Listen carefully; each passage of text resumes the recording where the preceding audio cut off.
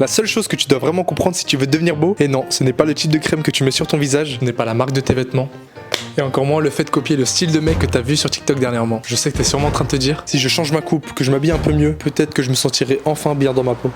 Non. Parce que la vraie chose que personne te dit, celle qui change tout, c'est que tu dois savoir à quoi tu ressemblerais dans ton prime physique. Parle de cette version de toi-même que t'as en tête depuis si longtemps. Celle qui se regarde dans le miroir et se dit « Ouais, là je me reconnais ». Personnellement, j'ai littéralement un document entier où j'ai décrit mon idéal esthétique. Le style d'homme que je veux incarner. Comment il s'habille, comment il parle, comment il se tient, ce qu'il dégage quand il entre dans une pièce, et c'est pas juste une question d'apparence. Parce que quand tu définis ton identité esthétique, tout le reste s'aligne. Ton style devient cohérent, tes gestes deviennent plus assurés, ton regard devient stable, et sans t'en rendre compte, ton énergie attire naturellement les gens. Pas parce que tu forces, mais parce que tu respires la confiance. Et c'est là que tout change. Ils essaient de suivre toutes les tendances, toutes les routines beauté, tous les styles à la mode, mais quand tu fais ça, tu te perds. Alors qu'en réalité, tu n'as pas besoin que 8 milliards de personnes te trouvent beau. Tu veux juste être ce type de personne qui attire son monde. Cette petite partie d'internet ou même de la vraie vie, qui te regarde et se dit « Wow, lui il dégage une aura ». C'est comme ça que tu construis ton vrai charisme. Et que tu attires naturellement les bonnes personnes, les bonnes opportunités, sans jamais avoir à jouer un rôle. Alors arrête de chercher le filtre parfait, arrête de vouloir ressembler à tout le monde. Commence plutôt par comprendre qui est ton toi idéal, parce que la beauté c'est pas uniquement un beau visage, c'est une énergie. Et elle commence le jour où tu décides de travailler sur toi.